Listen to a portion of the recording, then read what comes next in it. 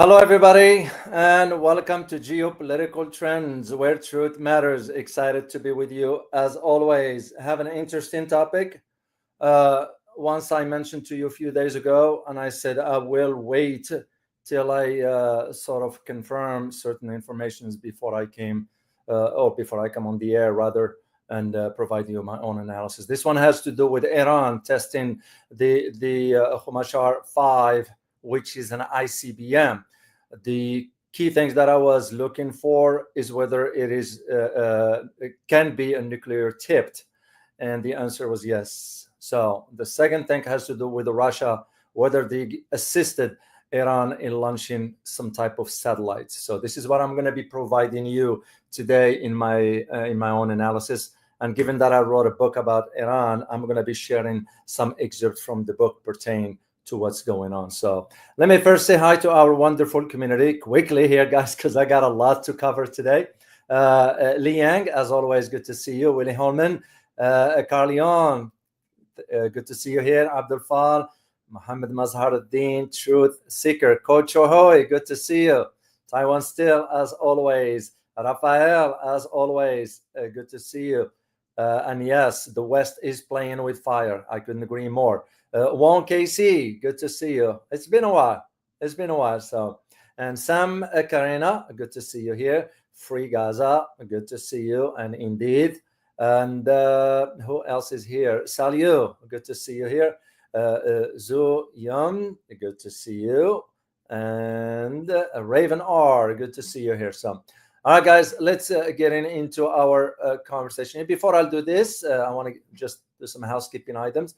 Remember to join me tomorrow for my conversation with Professor Anna Melendog. It's going to be at 9 a.m. my time here in the Central Standard Time, 10 a.m. Manila time in the Philippines, Beijing, and 10 p.m. in Beijing, China. To those, especially for my viewers from the Philippines, you want to tune in for this one here because there is a lot going on behind the scenes. So tomorrow, Professor Anna Melendog will be sharing some information with us.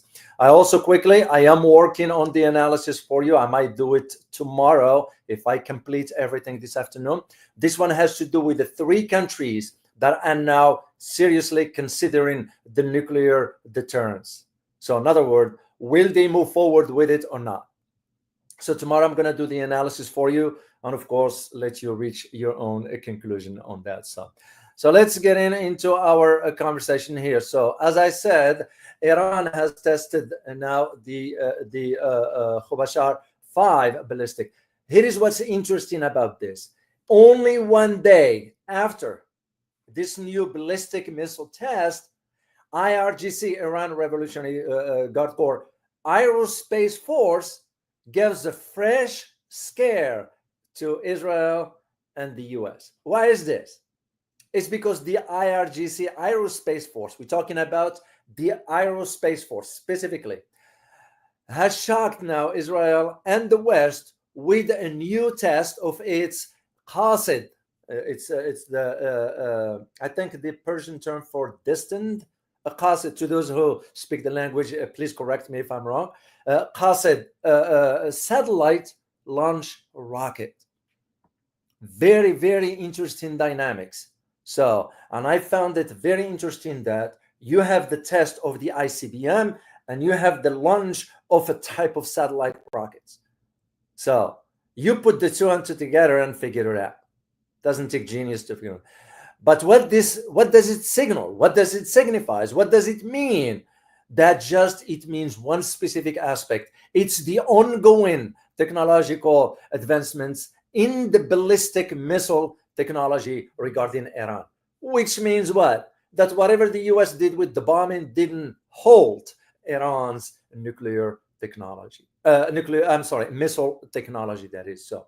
And this is all, of course, came just only a few weeks after the Israel-Iran war and the US involvements and so forth. So, and this is why, to me, I'm seeing the writing on the wall.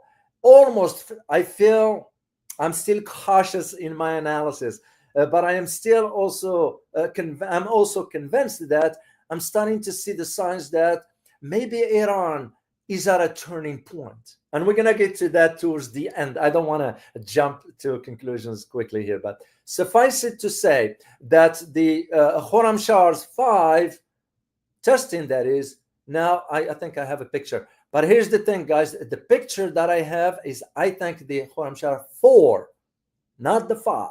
It's the 4 that I have here. So suffice it to say that this particular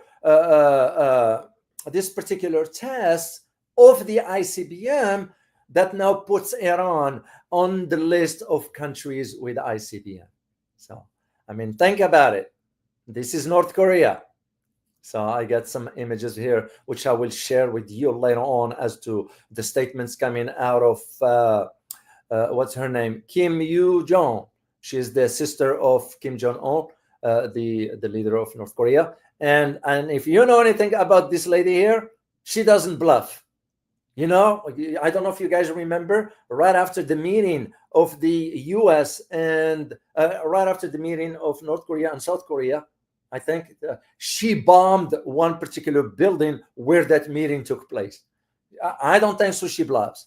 And the reason why she's holding that position, because that's the key into the decisions that she consults with her brother. So, and we will get into that one as I move forward. So suffice it to say that the reports now coming out of Tehran-based press is that the recent days and about Khorramshahr-5 ICBM with extreme high capabilities.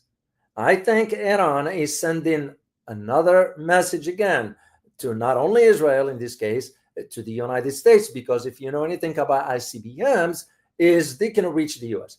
This one here that I looked into, and I'm going to share some specs about it. You know, this one has a range of about 12,000 kilometers at a Mach speed of about 16, with a 2-ton warhead. And that is where, to me, why I reach my own conclusion regarding, is Iran at a turning point? What do you guys think? I'd like to have your input. Do you think is Iran at a turning point as far as the nuclear deterrence? Yes or no? So, and by the way, guys, while I'm thinking about it, thank you to the community members who corrected one mistake I made yesterday regarding Malaysia. I didn't update that specific information regarding the judiciary. The King of Malaysia did appoint the judiciary. So Anwar Ibrahim did indeed presented the name. So thank you to the member of the community who sort of corrected me on that one. So short answer from you guys regarding my question. Yes, definitely. Salut. Jesus Aguilar, good to see you. Yes. Truth Seeker. Yes, definitely. Irene. A couple of days ago, Iranian helicopter chased U.S. naval. I did see that footage, that clip. It was indeed. Kevin Baptist, you say yes. So it became clear to me. It became clear to me, guys.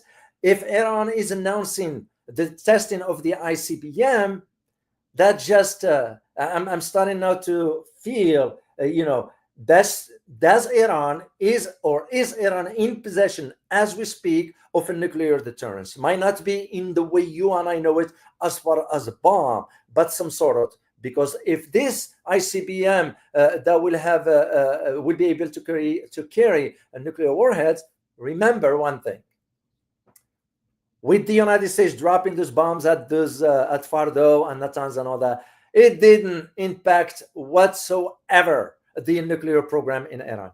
It's still standing. And Iran still maintain, now that I found out, about 500 kilograms of enriched uranium, which is enough to build whatever they need. So,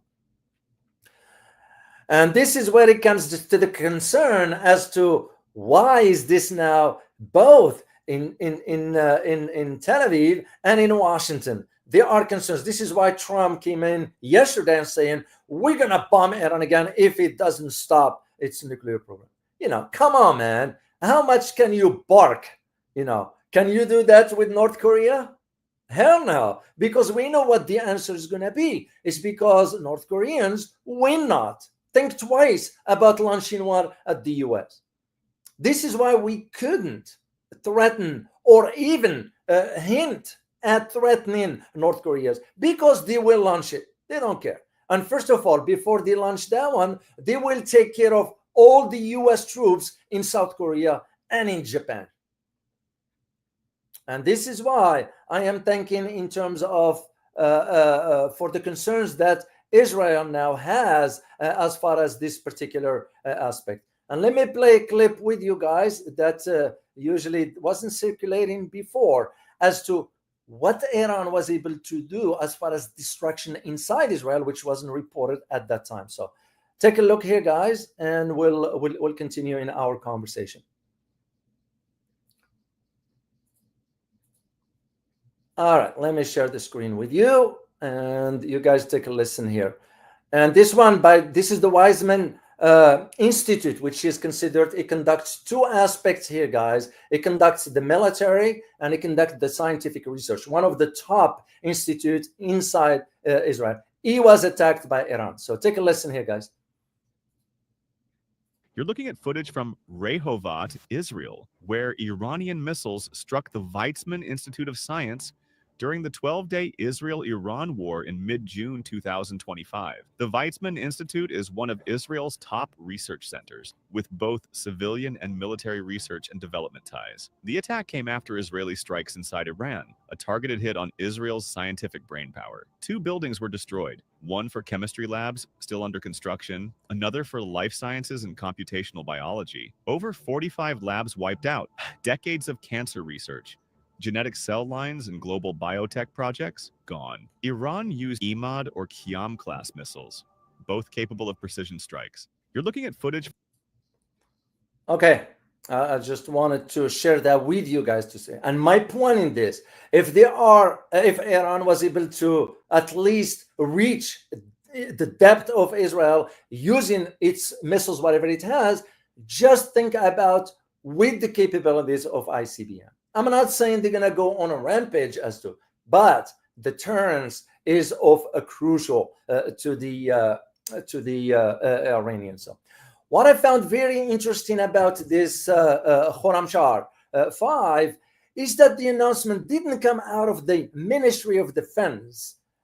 Unlike previous sort of official unveilings of a major Iranian military operation or testing or what have you. So, and this usually, as I said, because I've been following around trajectory regarding this, most of those announcements will come out of the Ministry of Defense, not this one here, or even the IRGC, but not this one here. So the Khorramshahr-5 originated from an unofficial source. And that was one of the reasons, guys, why I decided to hold off on sharing this till I check and confirm what the information is all about. This is why I decided I'm not going to rush into this. So, and that is why it's important for you guys to understand. So now, one thing about this, before I move into the second part of this conversation regarding the satellite launching. So Iran has always, and I've noticed a pattern, has always maintained,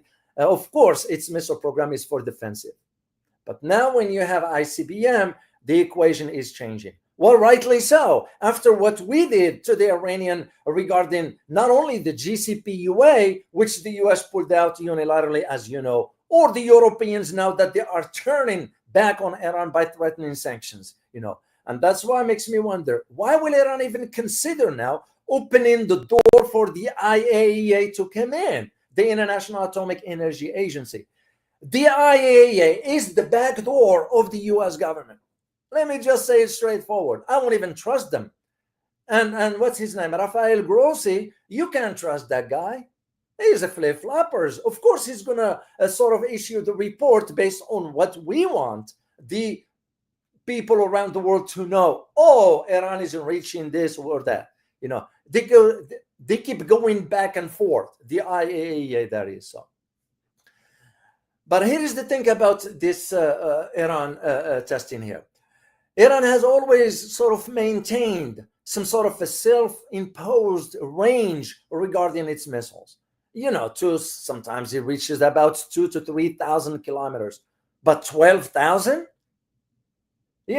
And this, if I am to go back in a record, when I did the research for my Iran book, because I remember I had to go back a few years. We're not talking about the history here. We're talking about the military aspect.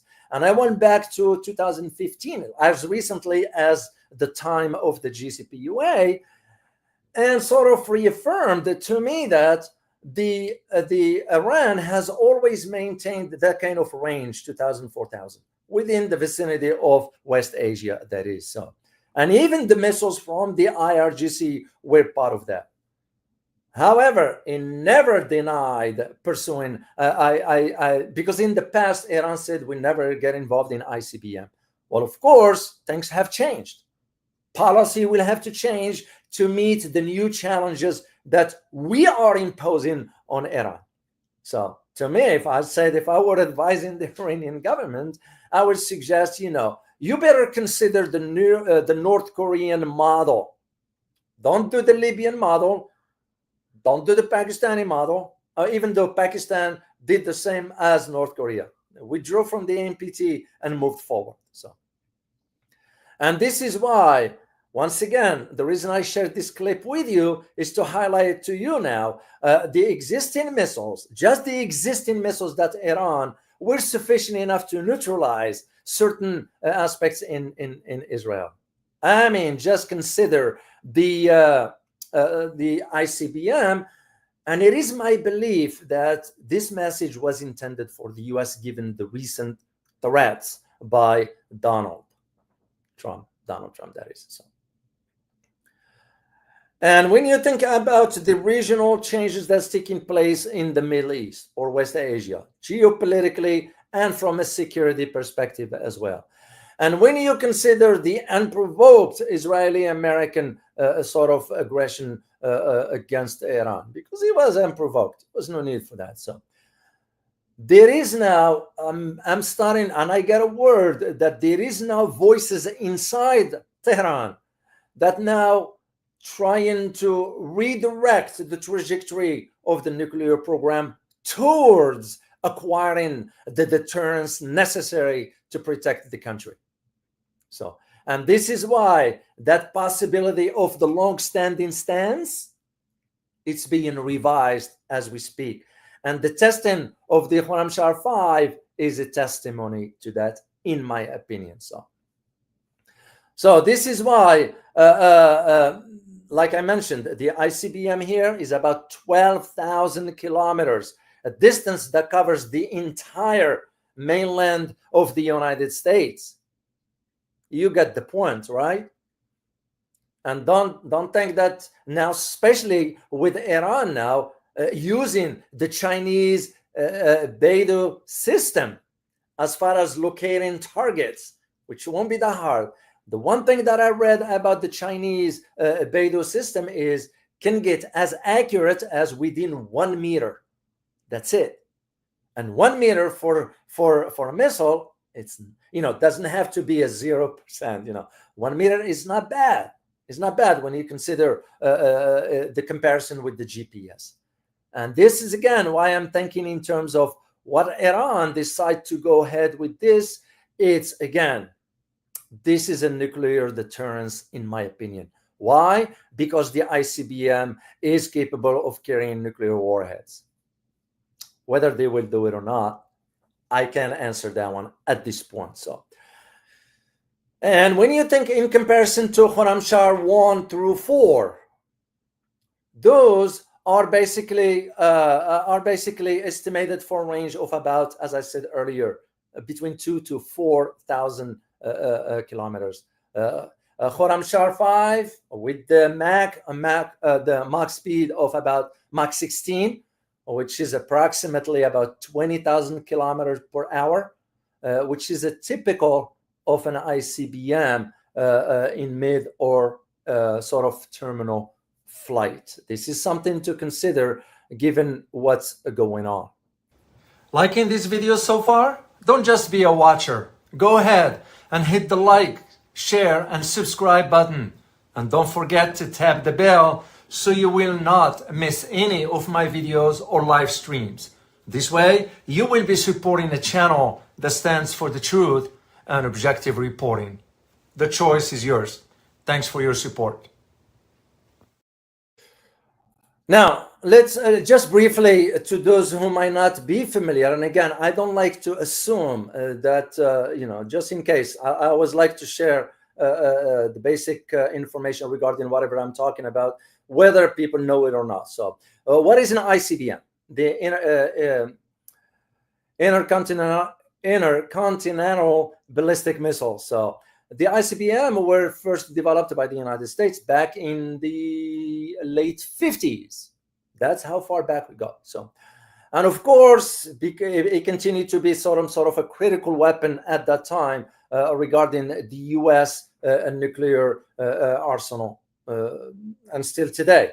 And of course, we are not the only one. You think about Russia, China, and even Pakistan. It is working on developing now an ICBM, because Pakistan is also looking at, we don't want to be the next era. We're not going to take chance with it, and rightly so.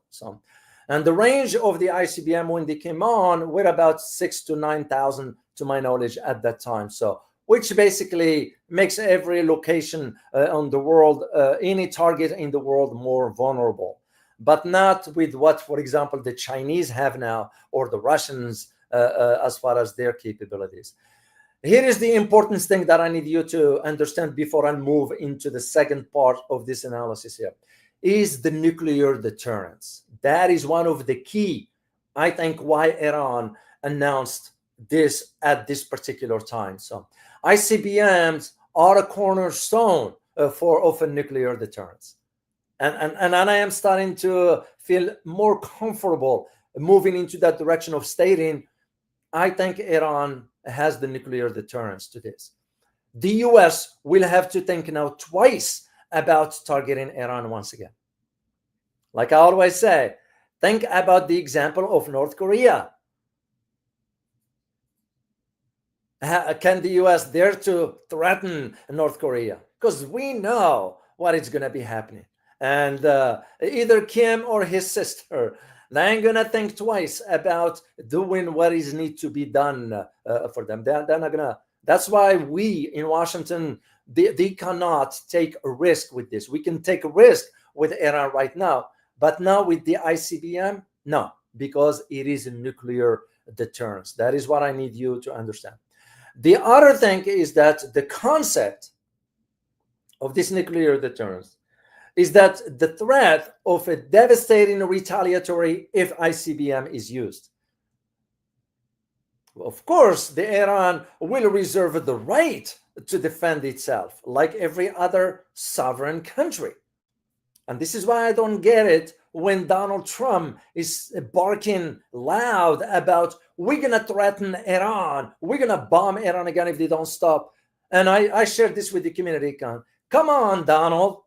Do you remember how things turned out for you against the Houthis or Ansarullah?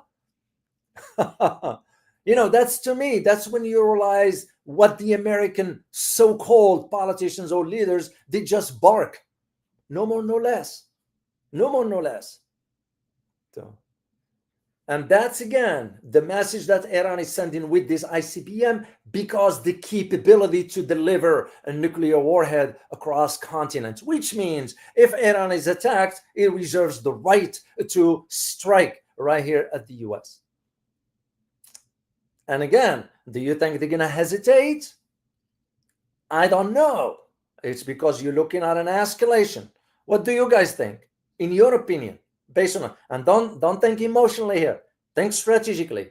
Do you think Iran will use restraint in not escalating to that level?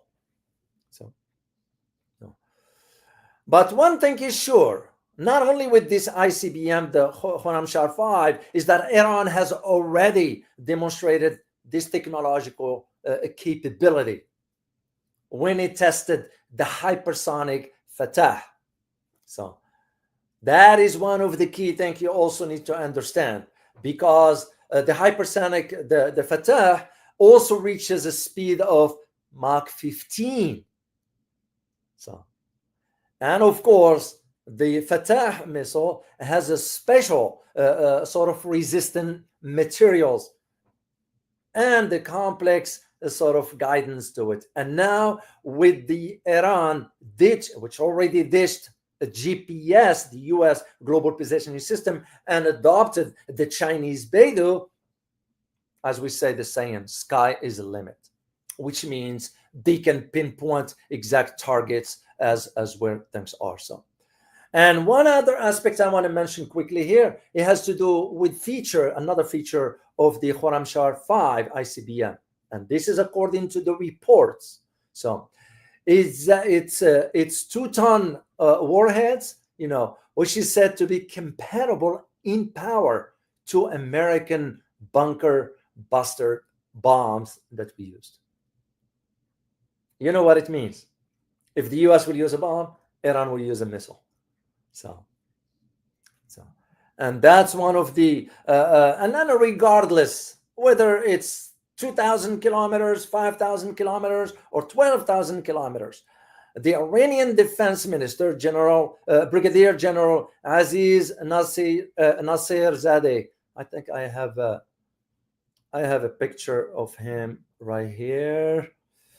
Yeah, this is the general who, by the way, had a visit to China and to acquire some Chinese military hardware, and I think they did. So he did not mention these warheads in the context of the ICBMs, but however, he said that it could be used for existing medium-range missile. Of course, they won't want to disclose this because you're going to remove the element of a surprise. That is the only reason I see it. So, and by the way, all this comes in a time when the United States used about a quarter of its high-end missile interceptors in the Iran-Israeli war, exposing now the supply gap in the United States. Yeah, because we don't have, I have a picture, I think I did, I hope I did. Yeah, I have a picture of the TOD systems here that were delivered. And by the way, these were delivered to Israel. I was familiar with this one here. So the US now runs, the Saudis have one. This is the Saudi one in Saudi Arabia, or the missile, which, by the way, the Saudis are so dumb that they are paying billions of dollars in a system that end up being inefficient. You know how I know? It's because I wrote an article back then in 2016. I'm going to dig it out for you guys, when I used to write for the Huffington Post. And in it, the Houthis launched a missile at an oil refinery in Saudi Arabia, and the Saudis were saying, oh, the Patriot missile system intercepted that, which was a lie. They never intercepted it because I had a proof. They never intercepted it. So when the Saudis goes and buy billions of, it's just useless. Can they even defend the poor Palestinians that they are defenseless? I don't know how those Sunni Muslim countries, Arab countries, that is, watching what's going on in Gaza, because once again, guys, if this doesn't touch you, what's going on in Gaza with the massive starvation, I don't know what will.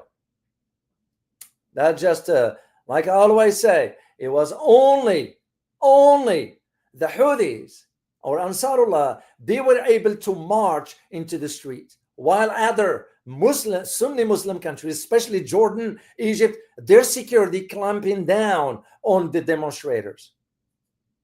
That's why I have zero respect for those so-called leaders. They are hypocrites, incompetent, no more, no less. It's not a personal attack. I know somebody one time put a comment, Dr. Oh, you're so angry. Come on, man. It's not about being angry. Is that if this cannot touch your heart, then I don't know what will. Because to me, I see the hypocrisy. I see the double standards. When the Saudis will go and buy billions of that is just sitting there collecting dust. They don't even know how to use it, because we have to be there to do that. I was aware of an incident, and I'm going to share it with you. It's not classified, but it was one of those off record. It was one of the princes in the higher-ups in Saudi, wanted to go on a plane, and he didn't want to ride with a Saudi pilot. He said, I'd like to have an American fly in the plane. That just tells you the story right there. But anyway, that's a conversation for another day. So, and this is why I'm saying, when you think about, for us, depleting our stocks of the tar, that just puts us in a very, very, very awkward defense position. Because if Iran will start launching its own ICBMs, in case, I'm not seeing evidence as of now that Iran will go forward with this. They might, or they might not. But when it comes down to comparing this to North Korea, it's a different ball game. North Korea is not going to think twice about this one if we provoked the North Koreans. Simple as that. This is why, and I am convinced about this, Washington is refraining from even stating any statement that can be misconstrued or misinterpreted in North Korea as a threat. They want to avoid that because they know what Kim and his sister are going to do. So, and I was even surprised that Kim Jong-un himself issued statements about the arrest for Netanyahu or what Israel is doing and so forth. I didn't expect Kim Jong-un to even get involved in something like that, and he did. So I was very, very surprised at that. So now let's move on into talking about the satellite, Qasid satellite carrier that the IRGC launched recently. Very interesting aspects to this. And Qasid, that's the name to those who understand. I think the purpose of it, by the way, the only information I was working on confirming is whether the Russians got involved in this, and it turns out they did. So I had a chance to read an article by Ivan Kesik. So and I could see some aspects of his, but I digged into information elsewhere coming out of the company that launched the satellites for Iran in Russia. So nonetheless, it behooves us to ask the key question: what is the strategic significance of Qasid satellites carrier at this time? So this latest test. So, well, because nobody saw this coming. When Iran or IRGC successfully carried out this suborbital test using the Qasid satellite carrier.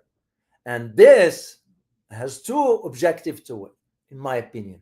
One is to test and assess and evaluate the capabilities, technologically speaking, of Iran's space agency technology and so forth. And second is to send the message that we will have the capability to, if we are to deploy ICBM, because ICBM will end up having to depend on those particular satellites and so forth. As a matter of fact, the members of Congress were laughing at the Iran's launching the satellites, trying this arrogance of, it was none other than Tom Cotton, an AIPAC slave, and a guy who is, you all know how members of U.S. Congress, they're all corrupted, no exception.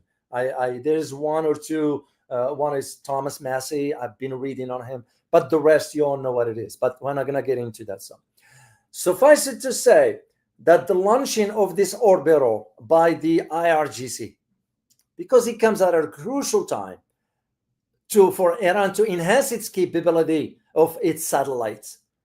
Not only the satellites, you have to consider the satellites, you have to consider the launch systems, and you have to consider the broader space sort of infrastructure, if I may use the term. So.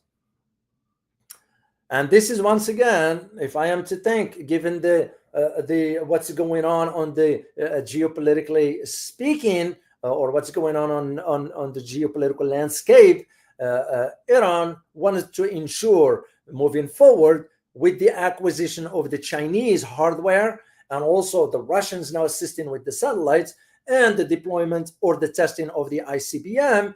Iran doesn't want to take any chances anymore because it wants to pre-possession itself just in case.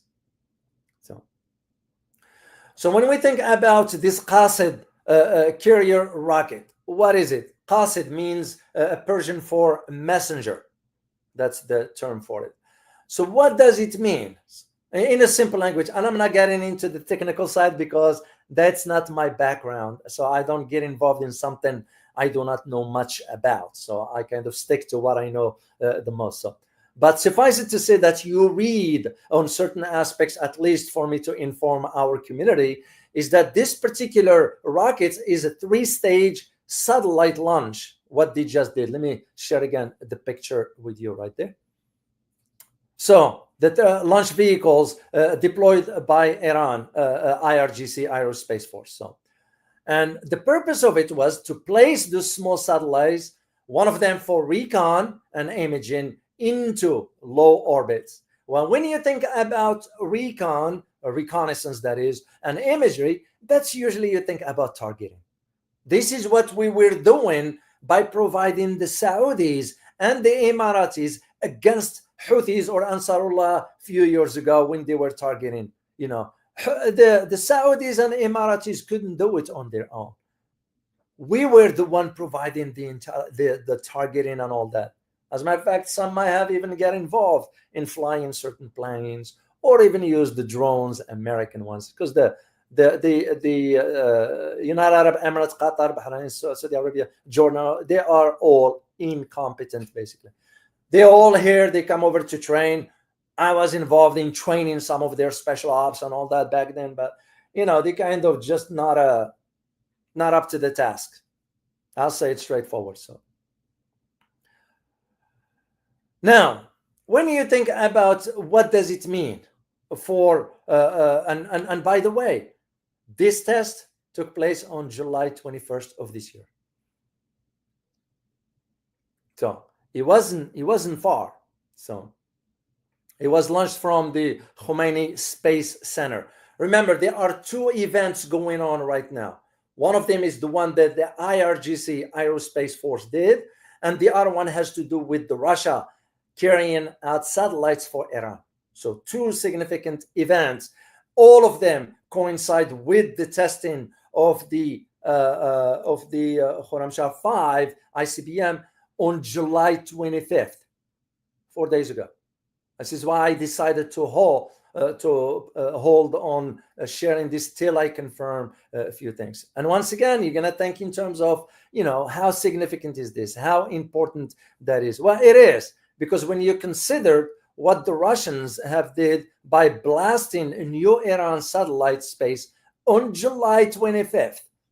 So, and I get you guys pictures for you to see. This is from the company called Roskomo company. It's Russians. This is what you are looking at, the live stream of the release part of that particular satellite. So Russia has launched a new Iranian communication satellites into orbit with one of its Soyuz rockets. And once again, you think about the meaning of this, because I'm sure a lot of people, I was one of those also saying that Russia should have come to the assistance of Iran. Well, they didn't. Maybe now they're making up for it. Whatever it is the case, this particular event suggests now both Iran and Russia are even deepening their relationship for this strategic partnership. That's the way I look at it.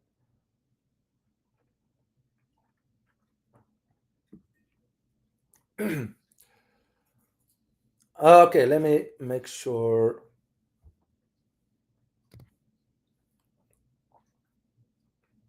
All right, where was I? Yeah, Soyuz. Excuse me. Now, with this launch, all of a sudden you have now concerns in the US and all Western allies, because after the sort of the launch or the rocket lifted off from the Votskony launch pad in far eastern Russia. I think I have another picture for you guys. Yeah, this is the Soyuz rocket as of July 25th. So, and I have the link and I will share it with you. You guys can see it with your own eyes. And those ones include, by the way, the observation satellites, along with Iran Nahi-2 satellite and 17 smaller Russian satellites. And once again, the key question that's going to loom large is why it matters, what it does. Not only it underscores this technological partnership or cooperation between the two countries aimed the U.S. Rhetoric about both countries, let alone what Donald Trump just said yesterday about pushing the Europeans for more sanctions on Russia. As a matter of fact, that's how dumb European leaders are. We're not talking about the people. Is the so-called incompetent leader. Ursula von der Leyen agreed to U.S. tariffs, 15%, right? Well, and we're going to talk about this one on the other channel on Thursday, but I just want to give you a heads up, which means now Europeans wants to buy liquefied natural gas from the U.S. at 10 times the price. Now, if somebody is not smart enough with numbers, that just shows you how the level of stupidity. That's what it is. So this is why when you think about Iran and Russia moving forward into this, because they both have a common enemy, and you're gonna have to move forward with this. Now this leaves us, and I'm getting closer to my conclusion here, guys, because I want to keep this to the point for you. It becomes now the question of Iran's choice. I just heard that the spokesperson for the Iranian foreign ministry, they are considering allowing the IAEA inside the country. Why? Why would you do that when Donald Trump is threatening, well, we're going to bomb Iran again if their nuclear program, this is what I'm saying. Iran should, it's over for that kind of conversation, because Iran was using pragmatism, thinking that they will be talking to pragmatic people. There is a leadership deficiency in the collective West. That's my word to you. Another word, in a simple language, there are no competent leaders left in the West whatsoever. So why will Iran even consider entering into any negotiations? Either make a decision, tell the IAEA, you know what, your work in Iran is done and we are withdrawing. Remember, I did share this with you, that within the clauses and the treaty of the non-proliferation, the NPT, a country has the right to withdraw from the treaty if it starts to feel a sort of security threat regarding its sovereignty. It fits the profile for Iran. The only difference is you have to give them 3 months notice. So I would say to Iran, maybe you need to consider that and go the same route like what North Korea did. And by the way, the ICBM that Iran tested has some hallmark of North Korea in it. And it's not a secret. North Korea has been cooperating with Iran regarding these particular aspects. I mean, they even stated that they will come to the defense of Iran if it is attacked again. And this is why you think about Iran choices and also the US options. What options do we have? Because, like I said, what we've done to Iran by bombing those 3 nuclear facilities, sort of convinced now certain voices inside Tehran to reconsider the position of this nuclear program. In other words, to move forward with it. Fast track it. Because once they are declared, now Iran could play that card of ambiguity the same way Israel is doing. But do you think Israel will have a chance by the time if Iran is attacked? Iran will have no choice but to wipe out whatever. Even that, it might lead to a really serious outcome. And that's, you're going to see the involvement of the major powers. And like I always say, and I'm still standing by my statement, that should it come to that point, it will be the last nail on the coffin for the US. That's the way I see it moving forward. And this is why Iran now will have to really think hard about this because they need to make a decision sooner than later. Dragging this longer is going to just create more problems for Iran. Because remember, Iran still have to deal, for example, with the infiltration of its intelligence services. To take care of a purge of that magnitude, it takes time. So, and Iran has no time to waste into this. So, because the bottom line is this: you have to consider the element of risk involved. This is should the U.S. embark on whatever policy, including the containment in the aftermath of Iran acquiring nuclear weapon, which will be too late anyway for that. So, because remember, Russia and China will come to the support of Iran, not the U.S., of course. Excuse me. And that in itself, because Iran might be tempted to see how far it could push the U.S., but this possibility provides the real context, in my opinion, based on my own research that I conducted about Iran, in which the United States could really, really break away its verbal threat, which they already did once, and move into some sort of direct confrontation, which they already did by trying this bomb. But Donald Trump quickly, because I like I said, when Donald barks, he should remember he said the same thing about Ansarullah, and we all know what the outcome was. So, and that is why I am convinced that this particular containment policy is going to fail. So, because remember, just use history as your guide. When U.S. managed similar crisis, no. You think about, for example, Pakistan or North Korea for that matter. Yeah, the containment policy sort of will be a strategy resting on the rubble of a decade worth of failed diplomacy from the U.S. So what containment are we talking about? They used to say the same about China. We're going to have to contain China. It's too late. You could have done this back in the early 80s, late 70s. It's too late now, So, and again, I fall back to the examples of Pakistan and North Korea. This is what Iran has the only option for now. So, and let me conclude with my conclusion here with an excerpt from my Iran book. This is what I wrote back then, especially when it comes down to Donald Trump barking about the threats. We're going to bomb this and bomb that. And he just a man has no clue as to what he's saying. But again, some of us Americans voted for him. I don't vote.